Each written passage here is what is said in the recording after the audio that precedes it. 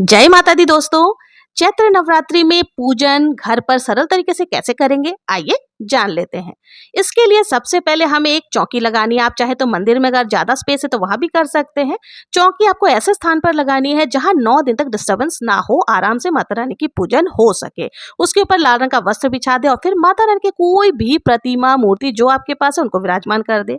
साथ ही गणेश जी को सुमरे बिना कोई कार्य नहीं होता, तो हमें गणेश जी को भी विराजमान कर लेना है। अब हमें ज्वारे बोने के लिए एक कंडवारा चाहिए। उसमें आपको स्वच्छ मिट्टी भर लेनी है और फिर उसके अंदर हमें जौ बो देंगे। देखिए, जौ जो है पहले थोड़ा सा भिगो लें फिर बोए ना, तो बहुत अच्छे ज्वारे हरे भरे निकलते हैं। अब हमें कलश की स्थापना करनी है। तो कलश की स्थापना करने के लिए आपको क्या करना है, एक मिट्टी का कलश लेना या आप किसी भी धातु का कलश ले सकते हैं। उसके कंठ पर आपको मौली धागा जरूर से बांधना है और कलश के अंदर आपको गंगा जल मिश्रित जल जरूर से भर लेनी है। फिर कलश में हमें हल्दी की गांठ, सुपारी, लौंग, इलायची और कमलगट्टा, साथ ही देखिए लौंग जो है ना फूल वाले होने चाहिए, टूटे फूटे लौंग नहीं होने चाहिए। ये सारी चीजें हमें कलश में डाल देनी है। इसके साथ ही हमें पंच पल्लव सजाना है। तो चाहे तो आम के पत्ते चढ़ा सकते हैं या फिर अशोका के पत्ते भी आप ले सकते हैं। कलश के ऊपर एक पूर्ण पात्र जरूर से रखें। पूर्ण पात्र उसे कहते हैं कोई भी अनाज से भरा हुआ पात्र। तो आप चाहे तो जौ से भर सकते हैं या अक्षत से भर सकते हैं। फिर हमें एक पानी वाला यानी जटा वाला नारियल लेना है और ध्यान रखें नारियल का मुख जो है वो जातक की तरफ होना चाहिए। इस प्रकार से हमें नारियल कलश के ऊपर विराजमान कर देना है। अब हमारी कलश की स्थापना हो चुकी है। अब हम एक देसी घी का दीपक या फिर आप चाहे तो तिल के तेल का दीपक प्रज्वलित करेंगे।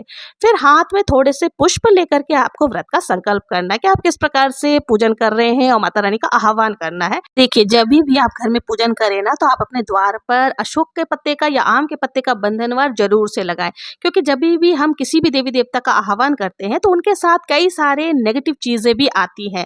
लेकिन अगर हमारे द्वार पर ये बंधनवार आम के पत्ते का या अशोक का पत्ते का लगा होता है तो वो नेगेटिव चीजें वहीं रुक जाती है, प्रवेश नहीं कर पाती है। अब हमें सभी को भावपूर्ण स्नान यहाँ पर कराना है। एक कलश में जल ले लें, उसमें गंगा जल मिश्रित कर लें। फूल की सहायता से हमें सभी को भावपूर्ण स्नान कराना है।